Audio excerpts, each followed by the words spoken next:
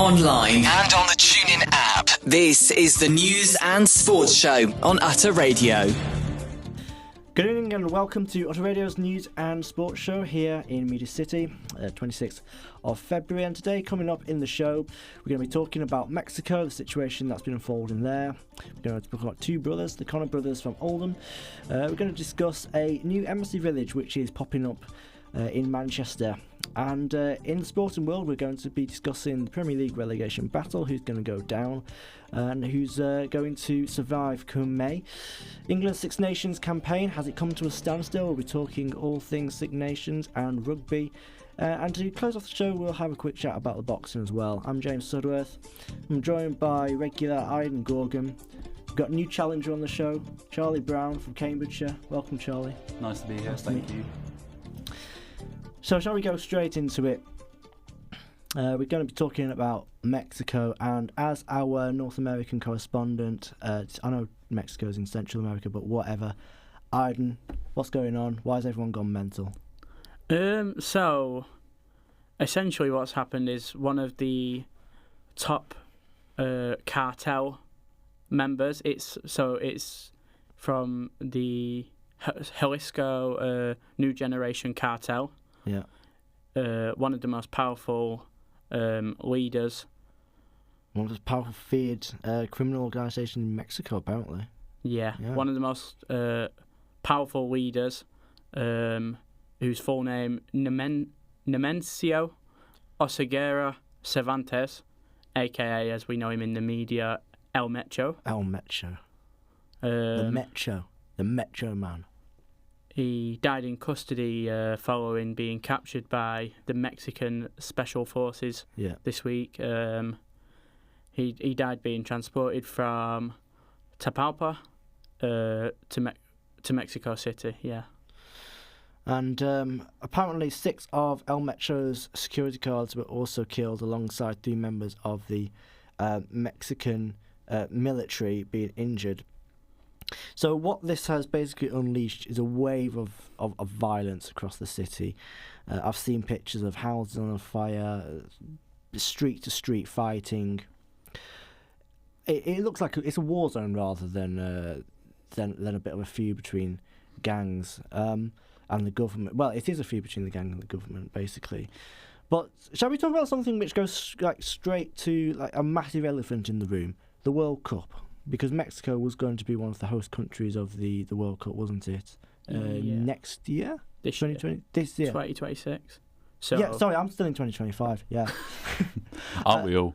But one of the... So you'll know more about this, but where was it going to be held? I know... So I'll just jump in there. So where a lot of the trouble is currently taking place is Guadalajara, which is one of the host cities for the World Cup and one of the biggest cities in Mexico in general. I mean, you just look at the scenes coming out of there right now. It's not very good. There's people being at the airport, seen running, crouching for the safety, panicking on the floor. It's not a good look for Mexico for the World Cup.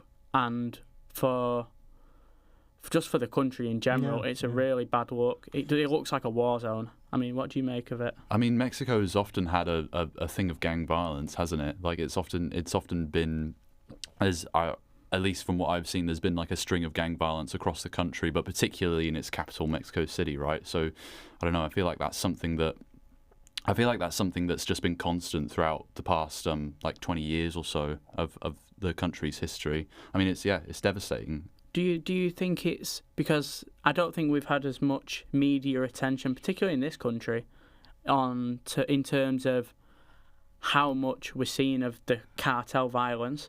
Do you think it's because this is one of the bigger situations we've had over the last 20 years, like you said, and maybe because it is a ongoing situation as well?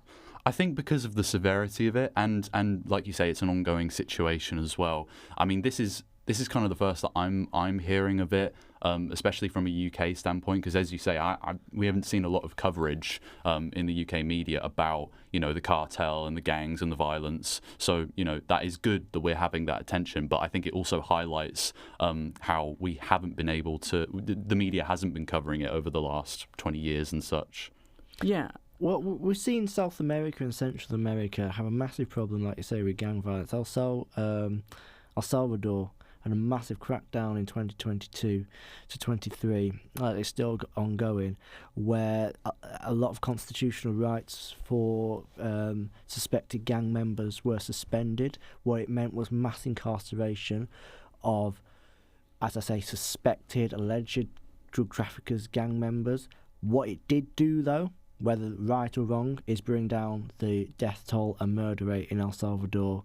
I can't remember, but it was a significant amount it was brought down. And what that could potentially mean is, we are skipping a little bit here, but I do want to get into this before we run out of time on this particular subject. US President Donald Trump has talked about the cartel. He's talked about cartels being terrorists before, and he said that fentanyl is a weapon of mass destruction. I know he sometimes speaks in hyperbole, but on this occasion, Aiden, would you say that he may well just be spot on there? I would, yeah. I think especially in terms of his interest, being the president of the US, there's illegal people, a lot of people going into America, obviously crossing the big border they have with Mexico, just to sell fentanyl, different drugs that are illegal. Yeah. One, illegal, and two, very dangerous for the population. Yeah. There's a reason they are illegal. And fentanyl's a horrible, horrible drug. Yeah. I heard a story not too long ago about someone who died of a fentanyl overdose. He didn't even do fent. He touched something that had fentanyl on it. Really? Yeah. Wow. And he had a reaction, and he died because of it, asphyxiated. Yeah. And when you talk about, and then you talk about the drug trade of fentanyl, and it clearly has been weaponized, it's difficult to see these as just gangs when they're literally burning down the country. We're describing a 16-year-old boy has been shot in San Rafael neighborhood, and he had more than a dozen bullet casings around his body. The boy was killed at close range by a handgun. We've seen other instances of torture. As I say, some eyewitnesses have described here we go. Residents and tourists across Mexico states have been asked to stay inside, with most business schools and universities closed. Charlie, would you say there's any other way of describing them as terrorists at this point? I think it's very much akin to what we think of as classic terrorism, but I think also what we need to be thinking about is we need to be thinking about how we can tackle this from a foundational standpoint, because the way that these gangs and this violence is created is because of the structure and the system that they've been brought up in. From my personal opinion, that the structure and the system is what creates this violence and what creates these gangs to ravage the country. I hear that, but we have drug trafficking in this country and all over the world. We've never seen drug dealers and gangs rise up like this to take control of a country and or attempt to take control of the country. I think one thing that would say that there isn't an ideological motivation, so there's not terrorism in that specific way. But and I'll ask you both this: the president, Donald Trump, has threatened to direct military action if Mexico don't take control of the situation. Would you necessarily, and I'll ask you both this, Aiden, would you necessarily think that could be a bad thing for US state security? No, I think it's on the cards. I think if you actually look at the numbers, it's ridiculous, and it's only getting higher in terms of the imports into America. Into drug imports. Yeah, particularly fentanyl, but other drugs as well. And it's on Mexico. I think Trump's within every right. And let's be clear about this. This is not Trump against Mexico, as in terms of the country and the government, but this is Trump in terms of him versus the terrorist cartels. Yeah. And they're so bad. They're ruining people's lives. These are just civilians. These are normal people going about everyday lives. And instead of terrorists as in the traditional sense, it's homegrown terrorism. It's cartels. I mean, obviously in Mexico, it's well known that there is this sort of corruption, and they have a big influence in certain regions, the cartels. Well, Charlie, do you want to give us some reaction as what eyewitnesses have been saying? Where is that? That's yeah, we've just got it on our screens right here. So, I mean, you've got a few reactions. For example, Jerry Jones, he's the owner of LGBTQ+ lifestyle magazine, Out and About Puerto Vallarta. He's also the owner of the Dallas Cowboys NFL team, which is close to the Mexican border. He actually lives in Mexico. He said that residents were completely caught off guard by the violence, stating he started seeing smoke all the way across the city. People were stuck in shops as well.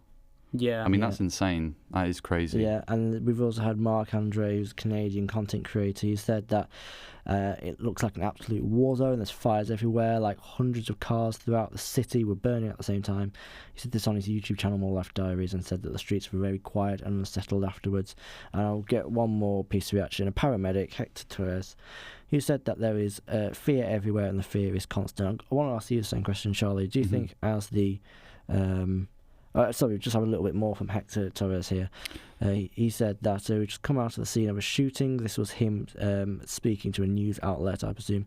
He would just come out of a shooting inside a garage in the city centre. The owner was lying dead in his office, blood spreading across the white tile floor.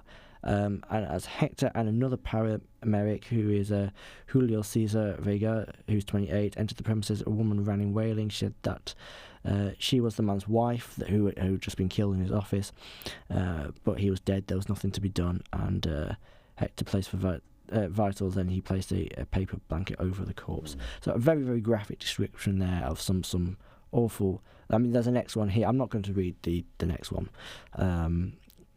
But as the US president, do you think that Trump has to be concerned? Take Trump out of it. Do you think the president of the United States and also the other Mexico's neighbours as well have a right to be concerned about the violence that's going on in Mexico? They definitely have a right to be concerned, James. And I think taking Trump out of the equation, the president of the United States and the neighbouring countries definitely have a right to be concerned about it, because obviously it's affecting their own citizens with, like, for example, fentanyl crossing the border and selling drugs over the border. And I think as well, when it comes to trying to resolve the issue, I think it should be there should be focus on trying to resolve it peacefully first before considering the nuclear option of going military, invading, because that's only going to cause more violence, right? That's only going to tear more families apart. That's going to kill more people, end more lives, and pursue the suffering even more. I say you can't negotiate with terrorists. You got to fight fire with fire in this situation. Very Margaret Thatcher. You don't negotiate with these people. But it's the foundational. It's the foundations that you should be tackling. But if you try and sit in a room with these people and have a cup of tea and a conversation with them, but that's not what they do. That's not what they do. You got to speak to them the only way they know how to speak, and you got to go in there and sort them out. And I think Trump he's weighing his options up at the minute. Yeah. Well, guys, we do have to move on. But very interesting debate to be had there. I'm sure we'll have one more that we'll have over the coming weeks. But let's talk about something a lot closer to home. Shall we talk about Oldham? So basically, what this is about, I think Charlie's throwing this one here because he knows that he didn't have to script it, and I could just talk about it off the top of my head, saving my job. Yeah, he's nodding. Basically, what's happened is, are you familiar with Familiar Faces, guys? It's a song that came out. Rings a bell. Rings a bell. Right. Can we play a little bit of it? Is that possible at all? No. Okay. Whatever. No. Forget it. Basically, two brothers from Oldham, Danny and Callum Connor, have gone number one in last week, sorry, their song went number one in the UK download charts. So that's the most downloaded song in the United Kingdom, according to the official charts company. Oh, wow. Their song was about their lives growing up in Oldham.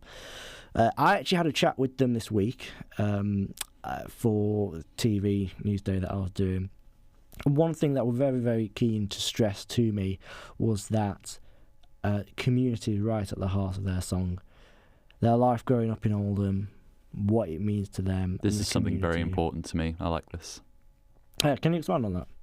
Well, so I'm very involved within my local grassroots music scene in Cambridge, and I think, community and grassroots music is an incredibly important part of, supporting the local scene. I've always been a big fan of local music and going out and supporting the artists in terms of the merchandise. So yeah, I absolutely agree with the statement that they're making there in their song. I think that's an incredibly important part of what it is to be a musician. Do you think there's enough outlets for local musicians and bands? Do you think there's enough ways for them to build publicity? Generally, across the whole country, the world, or what are we talking We're here? talking about the country. I think with the country... Oh, hold on. So we've got the song. Sorry, let me come back to you. No, of course. We've got the song. This is Familiar Faces, which went number one in the charts last week. And he's barred from every boozer, and the Durka hotels rammed again. We never thought much of the future. Oh no, if I could go back in time, I wouldn't change a single thing about these stories we wrote. 'Cause that's when we were young. This ain't the time we know. This ain't the time we knew. Them young guns coming through, and I know that times are changing, but I still don't. Well, there we go. That is Familiar Faces by the Two Connors. They're actually performing in Oldham at 9th of April coming up.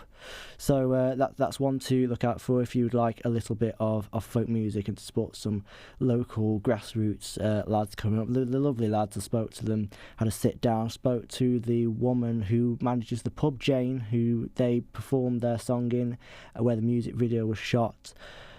But you were saying, Charlie, about your experience in your opinion of grassroots artists in the UK. Is there enough support given to them, do you think?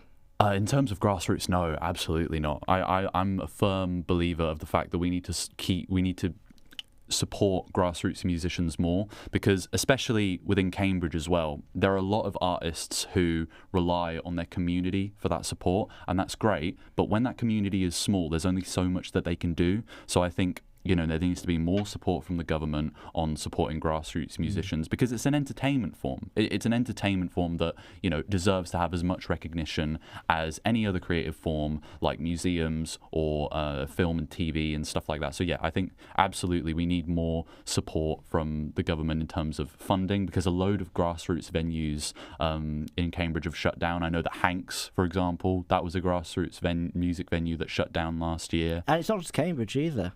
It's all around the country, and actually, I don't know how you were. We were talking about this not long ago about venues closing, weren't we? Yeah. The hospitality sector is in trouble. I was talking to someone who's from the Nightlife Association industry not long ago, and he was saying that it is taking a big hit, that sector, because of the economy and different factors. But it's really important to keep supporting our local artists, isn't it, Charlie? Of course, yeah, of course. Really I think it's vital. Yeah. And for culture as well. It's really important for local culture. For just the local scene and local culture, and and folklore and all that, and keeping the music alive. And would you say it's as simple as putting in your playlist, maybe Taylor Swift, Bruno Mars? Not in my playlist, but anyway, Bruno Mars,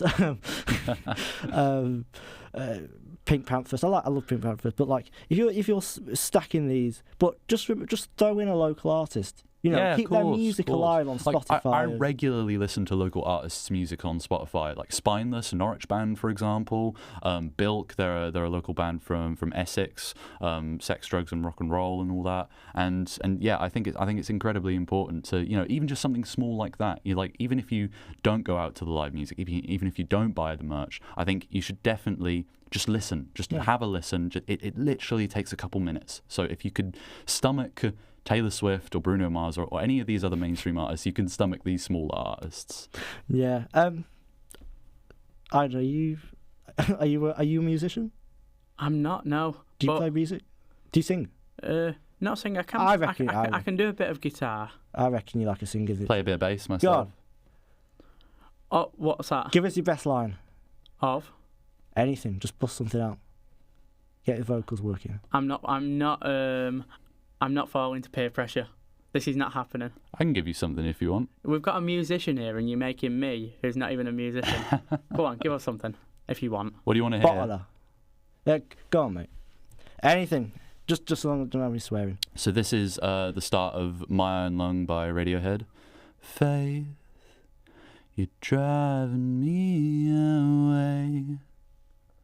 You do it every day.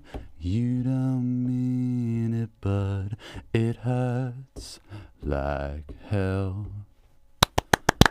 Who said this was talk radio, everybody? That was brilliant. Genius. Thank you. Radiohead's a great band as well. Yeah, no, they're good. Yeah. I've only just started listening to them, actually. They're quite nice. 2 + 2 = 5 is a great song as well. I have a fun story about Radiohead, actually. Yeah, go ahead. So my father and his mates, I think it was in either 2000 or 2001, they stayed in a cabin for the New Year. And obviously the cabin, they have little little notebooks where you can write the name of whoever's been there last. And the last people who were in that cabin that they stayed in for the night for New Year was Radiohead.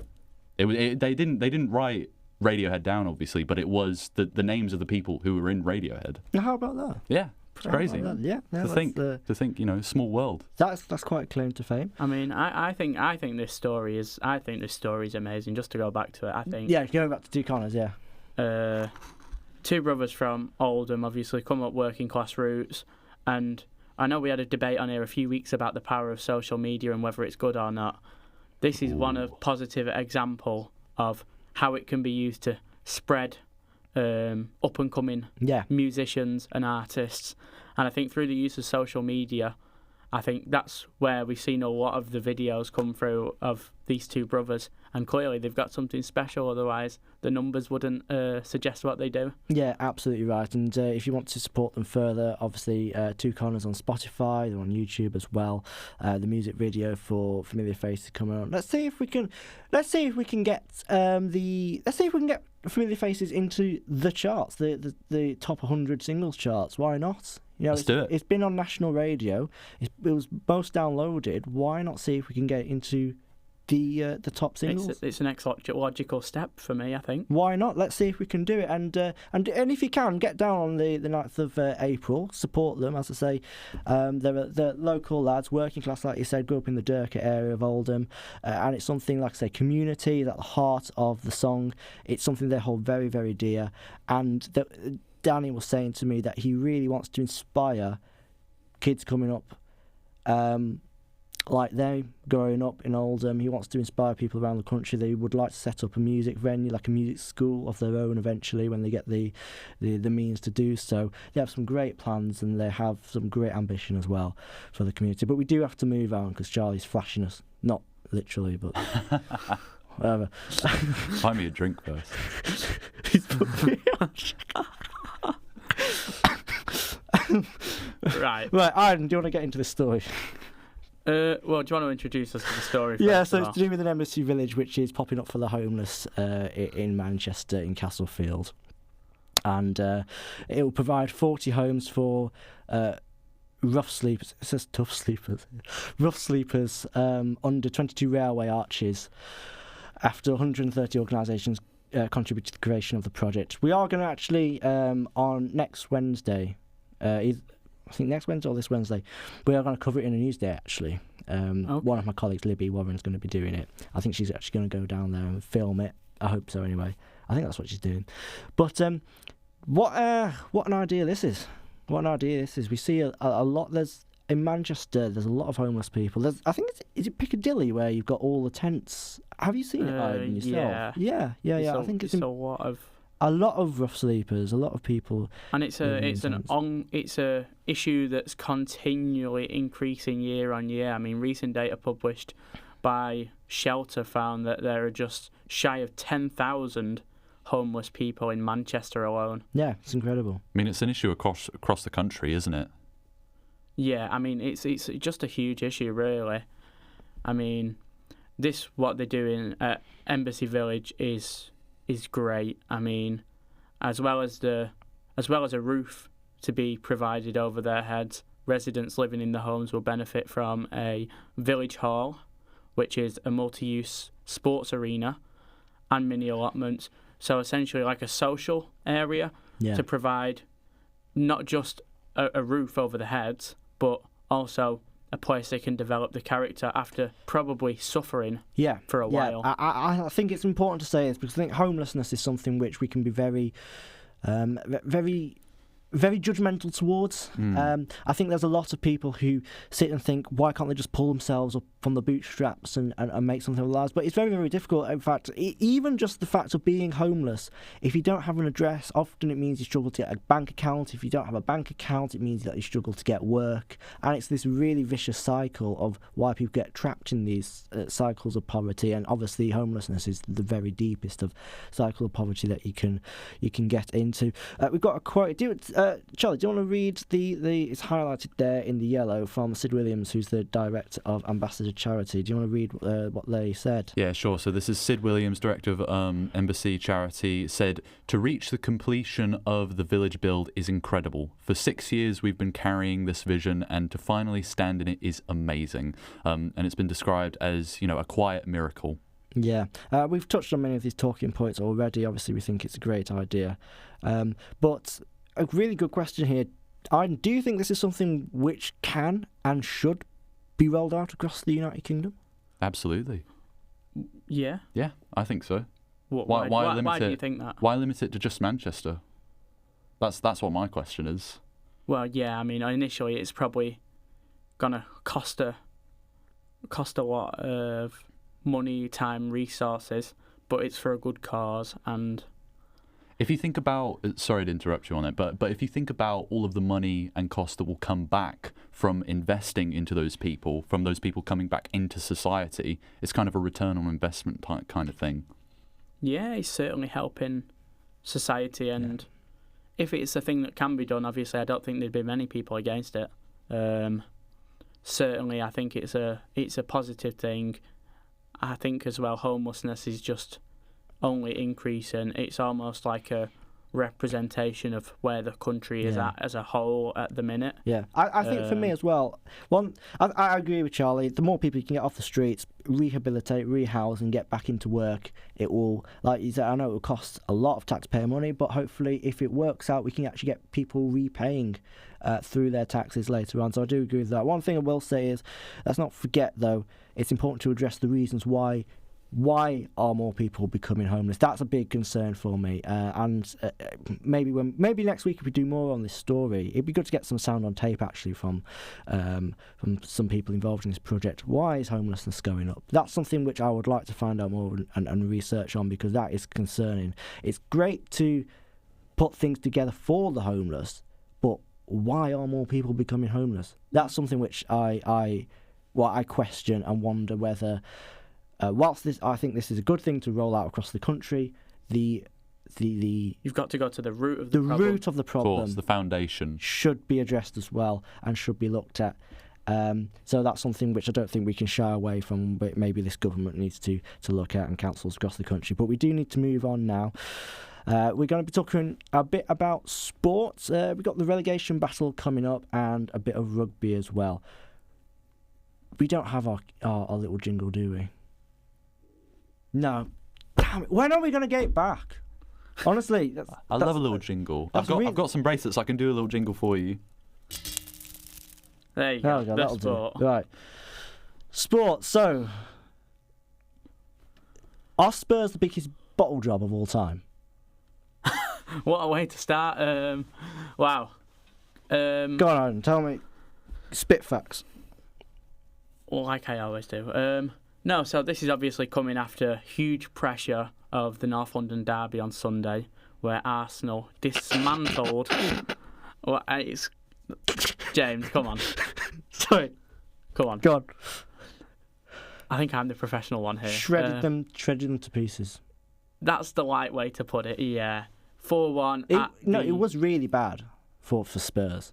Yeah, it wasn't great. No. It wasn't great. It was, of course, Igor Tudor's first game in charge as Spurs manager, which I think... that's what Tudor means. I don't even know who the Spurs manager is anymore. No, I'm not joking. I didn't even... I know they sacked Frank. I didn't even realise they got a new one in. That's how... Because I'm still on Ange when I think of Spurs manager. That's how many managers they've had in the last couple of years. Well, he actually come out, not last week, the week before, and said on a podcast with Gary Neville, he used the term Spursy when describing his former club. I know. And I think that whatever he goes on to achieve... Because I like Ange, right? I think he's a good manager. Would you agree with that? I think he is a good boss. Well, he certainly had his ups and downs. I don't think he's... He has had his downs, granted, but I do think fundamentally there's a really good manager in there. But no matter what he achieves in his career, hear me out on this, nothing will ever beat winning the Europa League with Spurs. This Spurs. Well, just winning a trophy with Spurs. Any Spurs. And getting so close. What, he got 5th. He never got Champions League, but he got 5th, didn't he, with Spurs?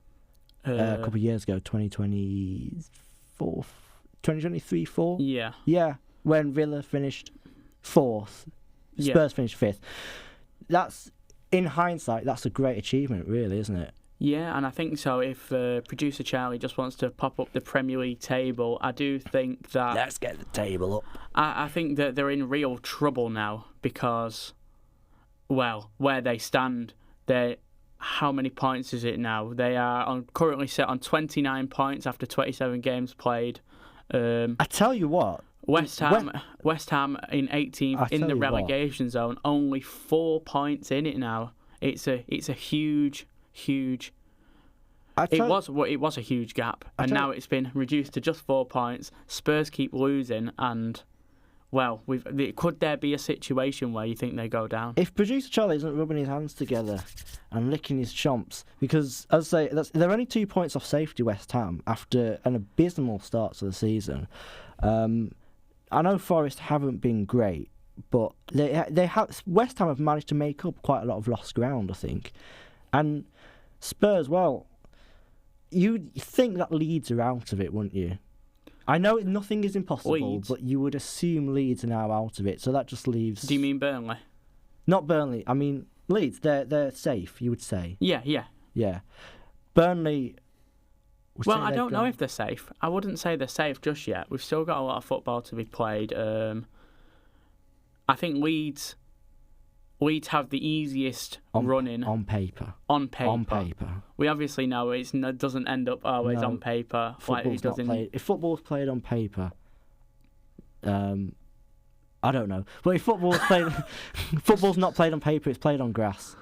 Yeah, that's where I was going with that. I mean, right. So if you look at the running essentially for the battle for relegation, this is a graphic from Sky Sports showing the potential difficulty of each game on the run-in for each team.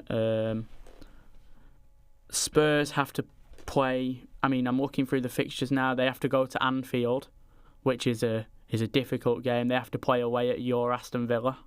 Have to also go to Chelsea, which is probably three of the most difficult games left, I would imagine. I'm flattered that they've put Aston Villa as a more difficult game than Liverpool and Chelsea.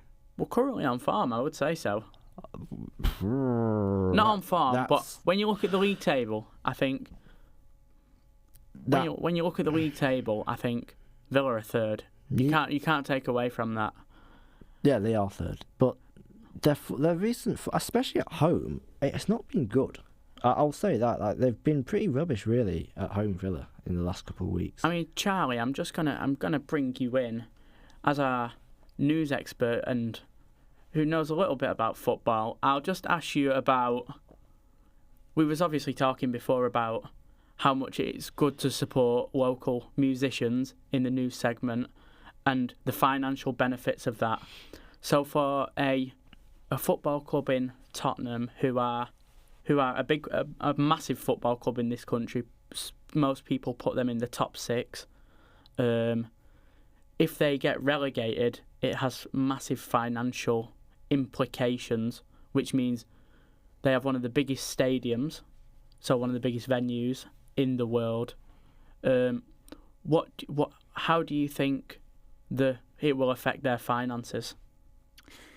How do I think it will affect their finances? I think if they get relegated, say. Yeah. Forgive me, I'm not the biggest sports enthusiast, so I'm not entirely sure what the word relegated means on that. It means they go down to the Championship, so they would be going to a lower division. So in the Premier League, you earn the most money essentially. You get the biggest payday. I think in the Championship it's a lot less what clubs earn. Oh, so in that case, then they'd be losing out on financially. They'd be doing quite worse than they would be doing right now. Mm-hmm. And so I think that could definitely affect the grips that they have upon their stadium as well. They could lose 250 million quid, and less season ticket sales, less TV deals, sponsors, the like.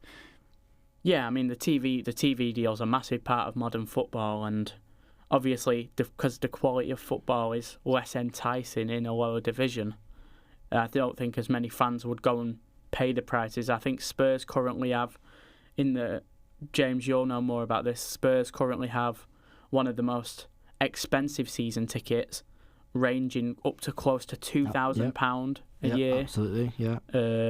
So I mean, it would have massive implications. Do you think they will go down?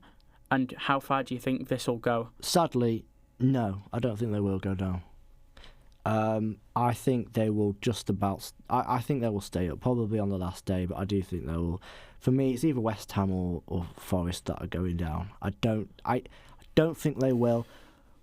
Next season, if they've been on a downward trajectory for a few years now. Next season may very well be the year. But I mean, I haven't looked for a while. But how many players does Spurs still have out?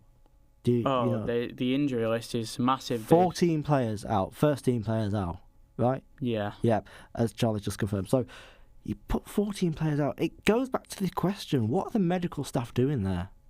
I've never known the likes of it, an injury challenge crisis that's taken place over 3 years now? Yeah, pretty much. Pretty much since Angie's first year in Tottenham. Yeah. They've been just... It's been a mystery, honestly. I know some arguments have been about the field at the Spurs stadium, which is retractable. Yeah. And maybe that's causing some issues with the grass. Yeah. And then there's other arguments, which is just the medical staff. But do you know what? If it is the field that's affecting them, that stadium potentially could kill Spurs.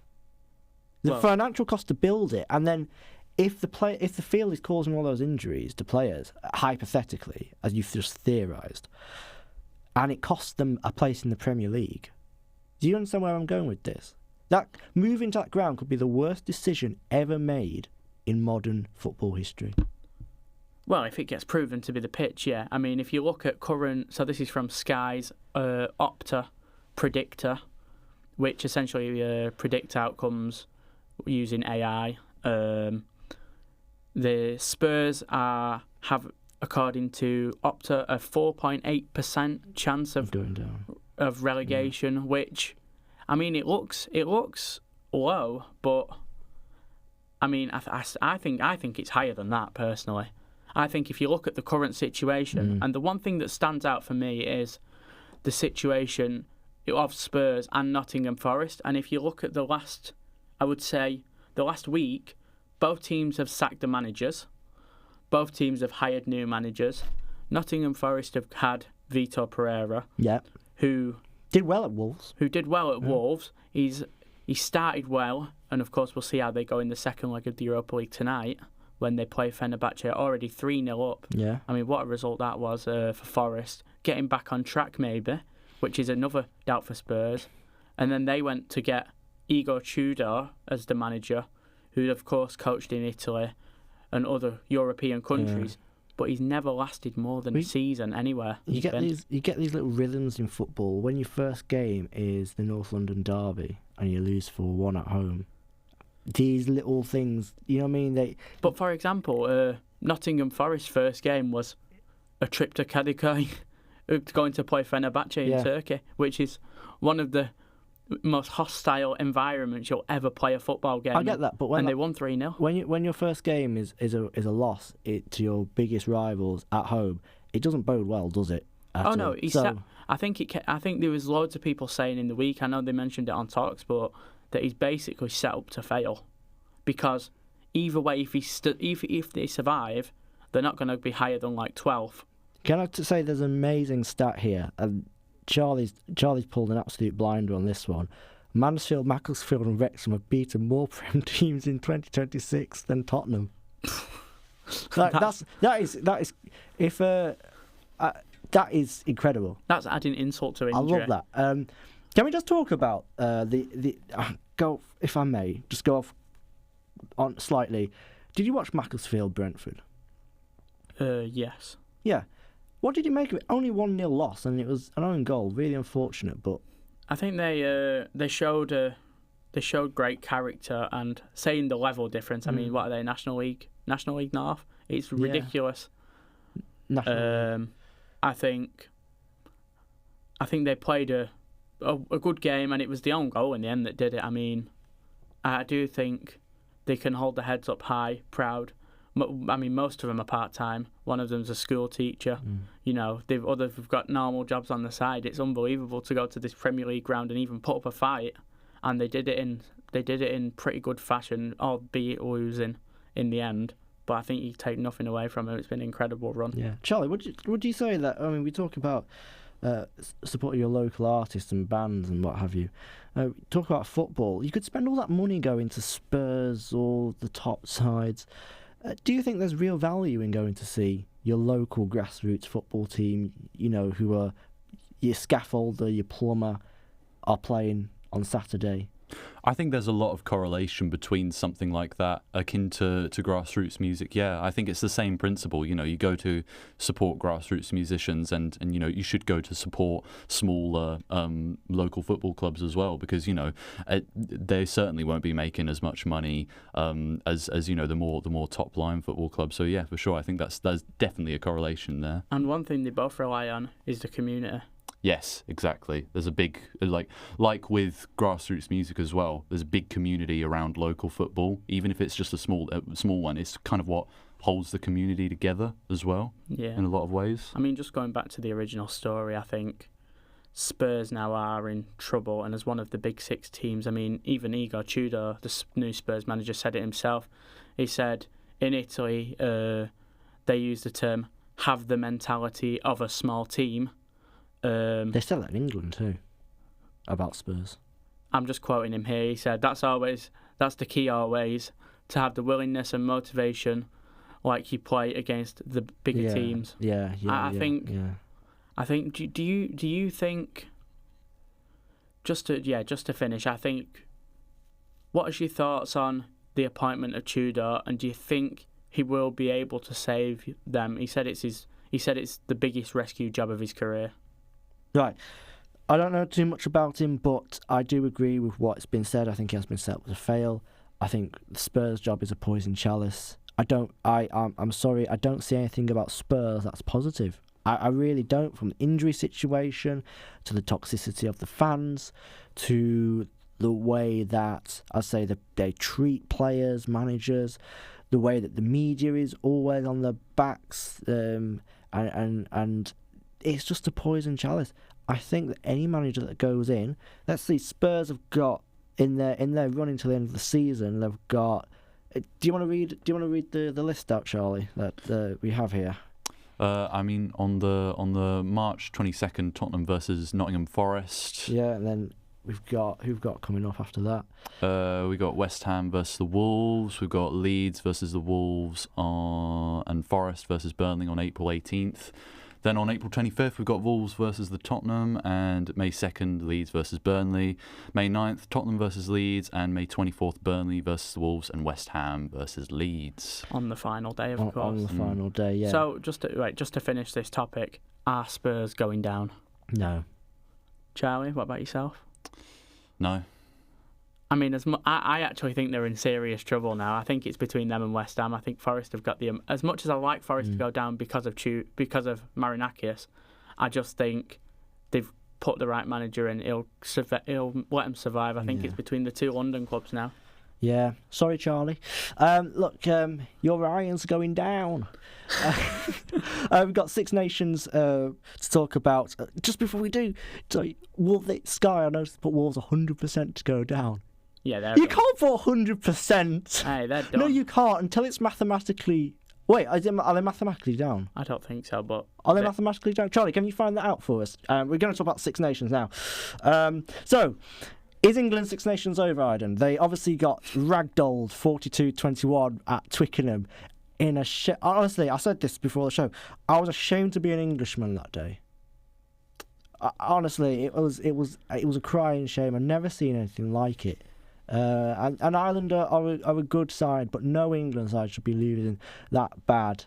And I don't know. I think where does Eddie Jones go from here? Sorry, where does Steve Baldrick go from here? Sorry, I'm still in the past, Eddie Jones. Well, I think it's tough because, of course, it was at Twickenham, which doesn't help, in front of your home crowd of about 80,000 people. Yeah. In your own backyard. In your own backyard, and especially losing to Ireland as well. It was miserable. It was just from start to finish. It was miserable. I mean, Steve Borthwick's downplayed suggestions from Eddie Jones that England were looking too far ahead coming into the Six Nations. I mean, I don't like that. I don't like that comment from Jones, to be honest. I mean, do you have to comment on what Borthwick said in January? He said on March 14th in Paris, we want to be in a position entering that game where we can achieve all that we're aiming to achieve. What's wrong with that? What is wrong with that comment? I think it's very, very long-sighted.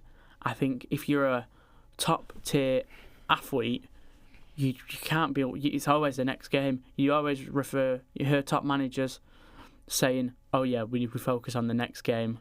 The next game. I mean, England's last Six Nations game is in France, is which they was referring to. I think now it's pretty much impossible now to do anything. Charlie, in any walk of life, do you not have to back yourself?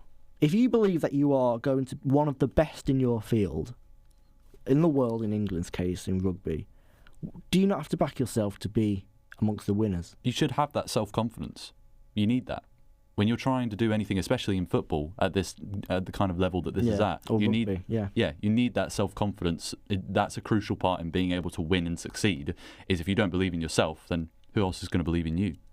No, totally right. No, I don't think that Steve Baldrick has misspoken, and I think Eddie Jones is just bitter, if I'm honest. I don't. I think I'm going to bite back on this again. I think if we've got an end of year special on the radio show and you put that in your calendar for May, for example. Yeah. By the way, this is not organised. I'm just making this up on the spot. You might be speaking into existence. Anyway, go ahead.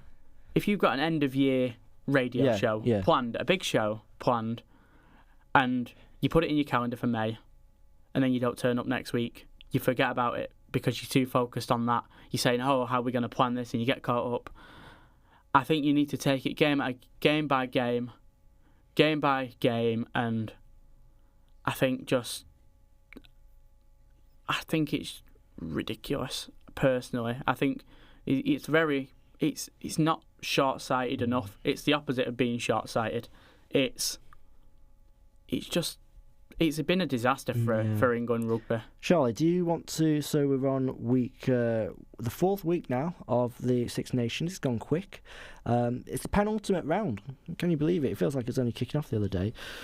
Charlie, do you want to just summarise the games we've got coming up at the weekend in the rugby? Yes, so to be expecting on Friday 6th of March at 8:10, we've got Ireland versus Wales, and then on Saturday 7th of March 22-5 we've got Italy versus England, and then again coming up on the 7th of March just before that we've got 2:10 Scotland versus France. Scotland, France. That's the top two. Aiden, who's your pick of the week of this round? As an English folk myself, I don't want to admit it, but I do think France are too good. I think France look they look good. I've seen that face you've just pulled there, James. You're not too impressed. I'm annoyed with that. because you're right. I am right. That's why I'm annoyed. Yeah. Antoine Dupont and just that whole French squad just look unbeatable at the moment. They're unbeaten in the Six Nations at the moment as well, winning the first 3 games. I think this will be a hard one for them to lose now for sure. I think for me, I have to agree with you. I think Scotland, the top 2 going into it in the penultimate round, Scotland, France. I mean, the only thing I will say is that game is being played at Murrayfield in Edinburgh, which that could make a big difference in terms of the atmosphere on the day and the pressure.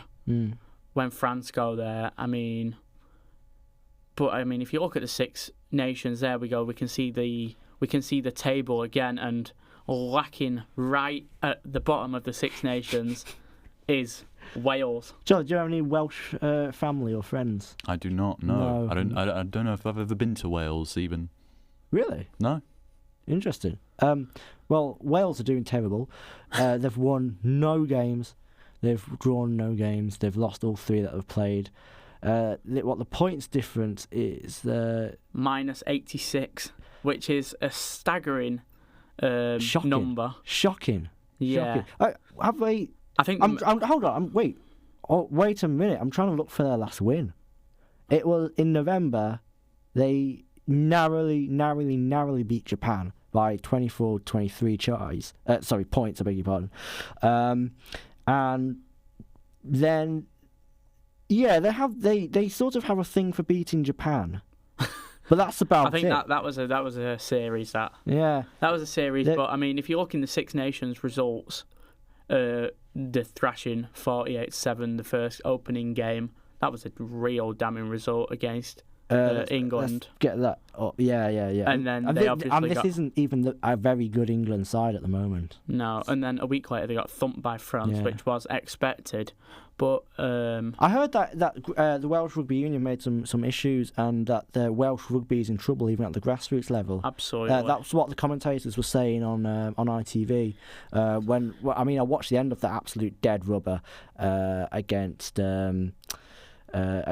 France. I did see the end of that for Wales, and they were saying that Ospreys have gone under, and there's just a lack of generational stuff. It's funding, investment into the game, into the grassroots, into the lower levels. Lack of funding. Even if you look at the attendances are so bad at the minute. They're right down from where they used to be. And Wales is a rugby nation. Exactly. Wales would be up for this. Wales in the past have been so strong. You had so many iconic players coming through there, and now to see the state. You think of Gavin Henson, and you think of Warren Gatland, the great side under him, and just the collapse of Wales. It's sad to see, isn't it? Really. Yeah, it's a difficult one. And the thing is, we want competitive sport, and Wales, Italy have been great, England have been great, but 3 dead rubbers in there. That's a shame. That's a shame for Six Nations. Look, we do have to move on. We really do. They won't go down without a fight, will they? You say that there hasn't been much of a fight that's been put up, but we'll have to see. We will have to see. I tell you what. There is a fight coming up. Yeah. Yeah, you're doing the transitions for me this week. I decided yours were awful, and I decided mine. I decided to take the reins on this one. Yeah, so you take the reins then. Talk us through what's going on. Yeah, so Floyd Mayweather is back out of retirement. Currently, it was his 49th birthday on Tuesday, I believe. Out of retirement to face Manny Pacquiao 15 years on from their famous bout in Las Vegas at the 11 years even, sorry. That was my mistake. However, they'll be fighting again in Vegas. It's going to be the first boxing event ever in the Sphere, which, do you know what that is, any of you? No. So it's basically a multi-arena for concerts, boxing, everything. It's the one with the big LED smiley face Sphere. screen. Yes, I've heard of the Sphere. Yeah, so we've got images. Is that what it actually looks like? Yeah, that's it. And its face moves. So it's an arena with a huge LED Yeah, screen. describe it for listeners. In fact, Charlie, do you want to describe for listeners what we're looking at here? So it's essentially, imagine a big dome, and it's like it's covered in LED panels. It's just slapped kind of in the middle of this urban city area, and it's quite unique actually. There are some pictures of it coming up now. There's one of Jupiter, one of a massive eyeball, one of the sun as well. It seems like you could put pretty much anything on there. I mean, it will be an absolute spectacle, of course. The fight is happening on Netflix. Is the official streaming on the 19th of September this year. Yeah.